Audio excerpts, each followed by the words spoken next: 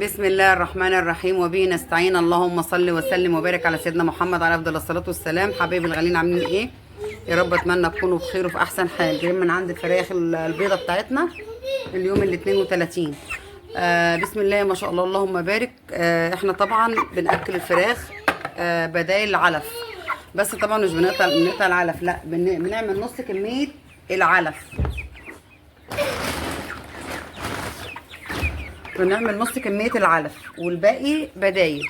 طبعا البدايل بتدينا طعم حلو، ودي حاجة، وفي نفس الوقت برضو بتدينا اوزان. بس طبعا البدايل مش لوحدها، احنا بندي حبة اضافات مع بدايل، يعني كذا حاجة في بدايل، مش حاجة واحدة. بس في بديل هم بسم الله ما شاء الله يعني هيتجننوا عليه، بيحبوه جدا وبياكلوه، متوفر في السوق جدا، يعني في متناول ايد الناس كلها. وطبعا الحمد لله والشكر لله، انا من اول ما اللي اكلتهم الفراخ البيضة الحاجة ديت اللي هي هنقول عليها دلوقتي طبعا. بس ايه، ما تنسوناش طبعا تصلوا على الرسول عليه افضل الصلاه والسلام، وتفعلوا زر الجرس عشان يوصلكم منا كل جديد، وتشتركوا في القناه لو لسه ما اشتركتوش. واللايك طبعا عشان الفيديو ده يترفع والكل يشوفه. طبعا احنا ايه، كنا الاول بدائل كتير، بس البدائل دي طبعا احنا اكتشفناها انا من 3 سنين وانا بربي عليها. زي ما انتم شايفين الفراخ هي بسم الله ما شاء الله. احنا طبعا البدائل حاجات ايه كتيره، بس احنا ده جزء معانا في البدائل ده. البطاطا يا جماعه، البطاطا في السوق رخيصه جدا. تاني حاجه العيش المطحون، والعلف طبعا الاساسي معانا. بنحط طبعا الكميات ايه بالتساوي، يعني ممكن تحط نص علف والنص البدايل. طبعا هما البطاطا اهي، بطاطا جميله جدا جدا، هما بيحبوها قوي، يعني انت ممكن تديها لهم كده اهو هياكلوها. بصوا بسم الله ما شاء الله بيتجننوا على البطاطا، يعني الله اكبر. يعني انت ممكن تديها لهم كده كوجبات، وبعد كده ممكن تعمل لهم العيش مع العيش مع، اللهم صل على النبي، مع العلف. هم طبعا ايه مش عايزين يعني كل هجم، هنحط لهم في واحده تاني اهو اهو اهو زي ما انتم شايفين. بسم الله ما شاء الله اللهم بارك. يعني هم ممكن ياكلوها كده، وممكن انا بقى اخلطها لهم على اخلطها لهم زي ما قلت لكم على العيش وعلى العلف.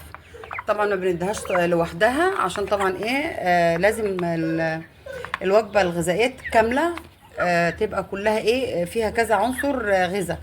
يعني العلف عشان طبعا ما يخسوش معاكي، والعيش. وبعد قد بنحط لهم لو عندك حبه فول، كسر فول، عندك حبه رز، عندك حبه مكرونه، كل ده جميل جدا بالنسبه للفرخ الابيض. يعني ما حدش يقول الفرخ الابيض بتربى على العلف بس، لا، الفرخ الابيض بيتربى على اي حاجه. بس طبعا انت بتحطي ايه نسب متساويه، ان انت يعني ما تقلليش من العلف مره واحده، ما تديش بدائل مره واحده وتشيل العلف خالص، لا، بتدي نسب. وفي نفس الوقت ايه ان انت تضمني ان الفرخ معاكي يحول معاكي وما يخسش معاكي، فهتدي نسب وهتقللي العلف بالتدريج. زي ما انتم شايفين بسم الله ما شاء الله الفراخ الله اكبر يعني على البطاطا. والبطاطا يا جماعه فيها غذاء جامد جدا وفيها نسبه بروتين برضو. بس احنا طبعا مش بنستكفى بالبطاطا بس، لا، احنا بنحط العيش، بنحط ممكن كسر فول، لو فول مدمس وبرده تلفيه مع العيش مفيش اي مشكله. كل دي حاجات هتديكي طبعا نتيجه حلوه طبعا. زي ما انت شايفه كده البطاطا اهي، انا بحط عليها العيش اهو. ده حاجه، دي وجبه بقى تاني. يعني انا كده ممكن احط لهم البطاطا كده اهي، بياكلوها كده مع نفسهم يعني من غير اي اضافات. بس طبعا انا عايزه احط لهم قيمه غذائيه، فبضطر ان انا ايه زي ما انتم شايفين كده العيش على البطاطا. طبعا بحط العيش على البطاطا الاول عشان البطاطا لو فيها اي ميه او اي حاجه تشرب ايه، تشرب اللي في البطاطا وما يبقاش معجنه.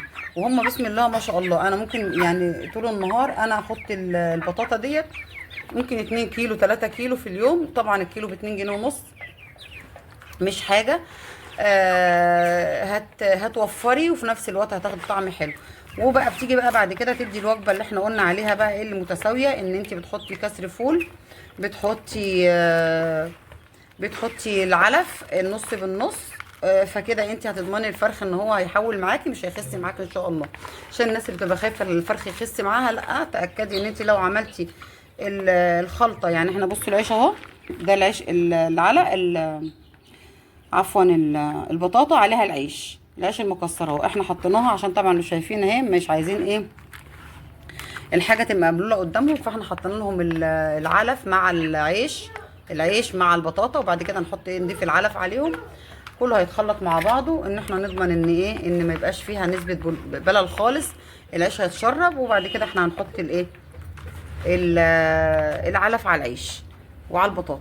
فانت كده هتحصلي على فرخ بسم الله ما شاء الله، يعني اللهم بارك، حاجه زي العسل وحاجه جميله جدا.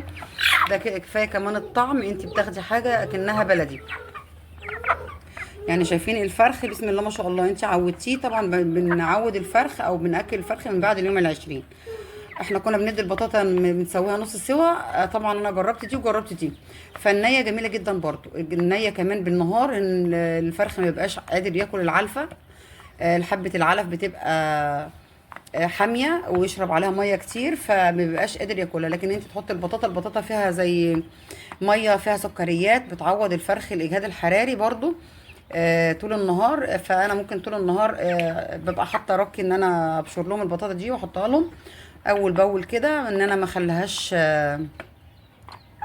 يعني ابشرها واسيبها، عشان طبعا الحاجه المبلوله ما تتغيرش في الصيف ده.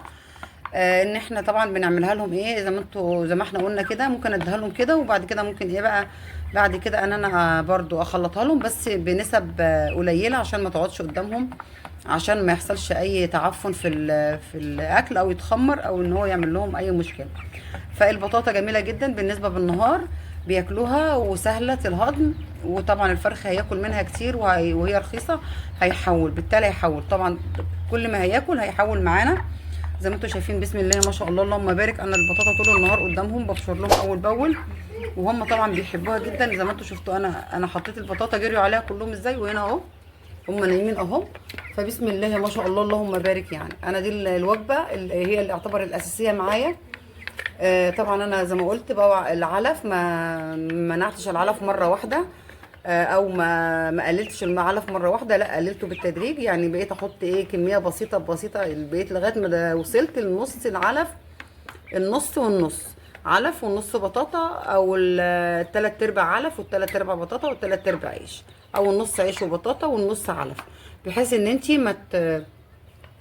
ما تاثريش على وزن الفرخ عشان ما يخسش معاكي. بسم الله ما شاء الله اللهم بارك. زي ما انتم شايفين الحاجه زي العسل. انا نفسي اوزن لكم، بس انا عشان انا بصور لوحدي، هم مقرفين في ان انت توزنيهم، وانا عندي الميزان صغير. فان شاء الله كده قبل الذبح ان شاء الله هنوزن ونشوف الاوزان عامله معانا ايه. بس الاوزان يعني احنا كدوره ماشيين بيها بالترتيب في الاوزان.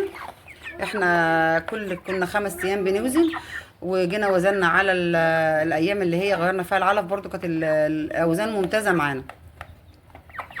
فاحنا طبعا الاوزان طالما معانا ماشيه من اول الدوره تمام، خلاص كده انت هتحصلي ان شاء الله على فرخ حلو.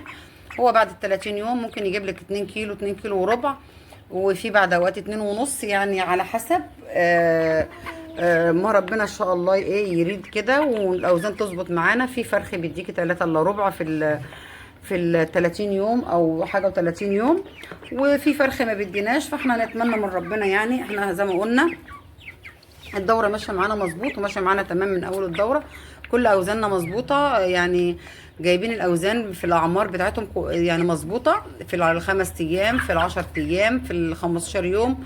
في اخر حاجه وزناها كان 20 يوم، لا مش عارفه بقى، فاكره وزننا بعد ال20 يوم باين، وزنت بعد ال20 25 يوم حاجه زي كده. بس زي ما قلت هما بيغلبوا عشان الميزان طبعا صغير. زي ما انتم شايفين كده، فيه اهو اللي كل ونايم اهو. فطبعا كمان الفرش طبعا تحتهم النشاره نظيفه. طبعا انا بضرب كده تحت السلم قدام الشقه، فلازم ان انا اطهر على طول الجير المطفي، ما يخليش اي روايح. ان انت عايزه تربي في اي مكان تربي، بس طبعا لازم يبقى معاكي الجير مطفي ومعاكي النشار. الجير المطفي بيطفي اي حاجه او اي روايح، ما بيخليش اي حاجه عندك ولا اي مشكله. وفي نفس الوقت بقى بتروحي حاطه الجير ده يوميا، يعني الصبح يا الصبح وبالليل رشه بس كده، والنشاره بتبقى خفيفه، تلم النشاره وتحطي غيرها، مش هتبقى معاكي اي مشكله ولا اي حاجه، وان انت تربي زي ما انت عايزه. تربيه جميله، والطعم الحاجه المتربيه اللي انت مربيها في البيت طعم تاني خالص غير ان انت هتشتريها من بره. طبعا العلف ممكن يعني العلف ممكن يربي ميه، البدايل ديت مش هتربي معاكي ميه. وطبعا الفرخ نفضل بقى ما تذبحوش على 30 يوم، لا الفرخ لازم تذبحيه بعد ال 30 يوم، عشان يفضل ان بعد ال 30 يوم هيبقى الفرخ معاكي بيبتدي يحول. يعني احنا الفراخ دي رص، في الفراخ الروسي ما بتحولش الا بعد ال 30 يوم، فانا لا اذبحها مثلا 30 يوم او 35 يوم، لا انا بخليها بعديها شويه بعد ال 35 يوم بتكون ايه ملت معايا شويه. وطبعا بيبقى الوزن بقى بيديكي بعد ال 30 يوم او بعد ال 35 يوم بتلاقي الزياده بتبقى مضاعفه. فانت ما تستعجليش على ان انت تذبحي بدري، مش مفضل يعني الذبح بدري، لو الا لو انت محتاجه بقى الظروف حكمت وانت محتاجه ان انت تذبحي بدري، فده اللي هي ايه هتضطر ان انت ايه محتاجه الفراخ فانت هتذبحي. لكن قبل كده يعني افضل ان انا اخليهم المده اللي هي يعني بعد ال 35 يوم، بعد ال 35 يوم عشان كمان الوزن بعد ال 35 بيزداد معانا. فاحنا طبعا ايه ما نستعجلش ونذبح على 30 يوم على 35 يوم، يعني هو 35 يوم وبعد ما 35 يوم، اقل من كده لا، يعني 30 يوم لا. طبعا الوزن هتاخديه في الايام اللي هي ايه كل ما بتقعدي الفرخ بيديكي وزن. طب زي ما انتم شايفين طبعا احنا عملنا الخلطه، طبعا احنا الخلطه عملناها قدامكم اهي عشان ايه هنحطها لهم بقى في العلافات. بس احنا قلنا نحط بقى حبه البطاطا عشان اوريكم الفراخ بتاكل في البطاطا ازاي اهم. البطاطا طبعا بيبقوا يعني بيقبلوا عليها جامد وبياكلوا فيها جامد، فطبعا هياكلوا جامد وهي طبعا مبشوره هتبقى سريعه الهضم وهتحول ان شاء الله. كل الفرخ ما هياكل هيحول، لان العلف طبعا حامي وبيشربهم ميه، وهتلاقي ممكن العلف فيه ميه، الجسم من الفرخه من كتر شرب الميه مع العلف هيبقى كتير. لكن انت لما بتدي البدايل ان شاء الله هتلاقي لحمه زي العسل، هتلاقي اوزان، هتلاقي كل حاجه بسم الله ما شاء الله، يعني حاجات معاكي بسم الله ما شاء الله. يعني مش هتندمي ان انت هتاكلي البدايل. وجربي، في ناس بتجرب واللي يجرب هيعرف ويشوف ان شاء الله. بس حبيت افيدكم وحبيت ابسط عليكم ابسط عليكم التربيه والتكلفه، ان انت هتربي بتكلفه اقل، مش هتشيلي هم ان شاء الله مع البدايل اللي احنا بنحطها. وكمان هتاخدي طعم بسم الله ما شاء الله اللهم بارك، حاجه زي العسل وحاجه جميله جدا. جربوا مش هتندموا، احنا بنجرب، احنا كل التربيه تجارب، والتجارب بتعرفنا الحاجه الحلوه من الحاجه الوحشه وبنستفاد. وطبعا الطعم غير بقى الطعم كمان بسم الله ما شاء الله، تاكلي حاجه كده حاجه مسكره كده، شوفي بقى اللحمه هتبقى عامله ازاي. فانا طبعا دي كل تربيتي، بحب يعني ان انا زي ما انا استفدت وجربت بحب غيري يجرب ويشوف ان شاء الله ويحصل على النتيجه اللي انا خدتها باقل تكلفه وبطعم طبعا خطير وبحجم برضو يعني الحمد لله يعني. بس يا رب يكون الفيديو ده نال اعجابكم، واقول لكم حبايبي الغاليين اشوفكم على خير واتمنى لكم السعاده والخير. بس ما تنسونيش بالله عليكم اللايك والاشتراك وفعلوا زر الجرس عشان يوصل لكم مننا كل جديد. واي سؤال اي استفسار تحت امركم، واقول لكم اشوفكم على خير واتمنى لكم السعاده والخير. السلام عليكم ورحمه الله وبركاته.